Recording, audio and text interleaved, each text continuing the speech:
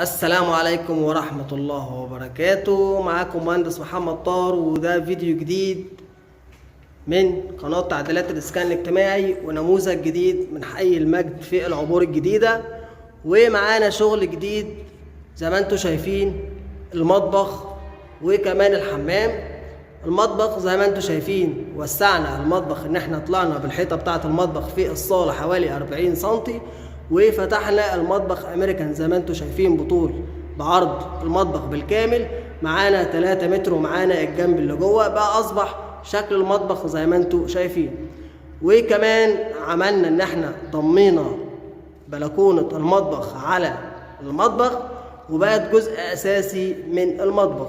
طبعا قفلنا حديد بفايبر بوليكربونات كريستال زي ما انتم شايفين، وكمان عملنا رخامة دبل بلاك وساقط حلة عشان تبقى نفسها نفس الرخامة الأساسية. طبعا عملنا خلاط شجرة، وعملنا غسالتين، واحدة أطباق واحدة ملابس، وكمان عملنا مكان للسخان. هنوريكم دلوقتي على الطبيعة.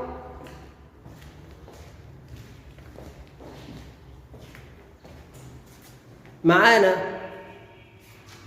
في صرف الغسالة الأطباق، ومعانا حنفية غسالة الأطباق، ومعايا كمان الفلتر.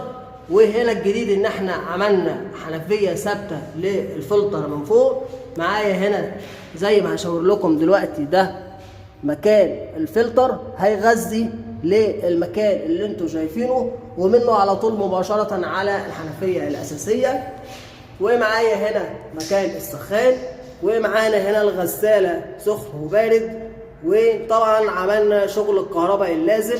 معانا برايز للسخان، ومعانا مفتاح فصل للغسالة، ومعانا باريزة للغسالة، ومعانا باريزة للغسالة الأطباق، ومعانا كمان باريزة للفلتر، يعني ما بننساش حاجة. وكمان هتلاقي هنا فوق الرخامة باريزتين، ومعانا برايز في المطبخ بالكامل، وكل علبة بيركب فيها باريزتين علشان أي مكان هتحط فيه هتلاقي البرايز موجودة. وكمان معايا في الجنب ده، يعني فوق الرخامة وفوق البار اللي تحت، هيبقى معايا برضو في برايز، وكل علبة فيها باريزتين زي ما انتوا شايفين.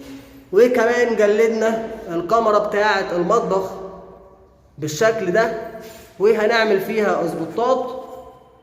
ومعانا هنا مفتاح الخاص بالاسبوتات، والمفتاح التاني هنعمل بيت نور داخل الرخامة من بره جوه الستارة.